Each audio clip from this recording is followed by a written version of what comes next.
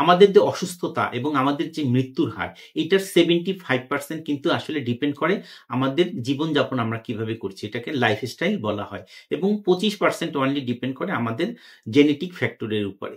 তো genetic factor মানে বংশগতির উপরে। তো এই 25% টা কিন্তু কন্ট্রোল করা যায় যদি আপনার লাইফস্টাইলটা সঠিকভাবে আপনি যদি মেইনটেইন করেন। তো ওবেসিটিকে বলা হচ্ছে সুনামি। সুনামিতে যেমন সাগরে একটা ভয়াবহ রূপ ধারণ করে, এভাবে কিন্তু আমাদের স্থূলতা বা ওবেসিটি এটা কিন্তু একটা ভয়াবহ রূপ ধারণ করেছে। এটার কারণ হচ্ছে যে আমরা প্রক্রিয়াজাত খাবার খাচ্ছি, জাঙ্ক ফুড খাচ্ছি, এক্সারসাইজ করছি না, ঠিকমতো বিশ্রাম নিচ্ছি না, ঘুমাচ্ছি না, আমাদের মধ্যে রিলেশনশিপের অভাব, এগুলি কারণে কিন্তু এটা হয়ে থাকে।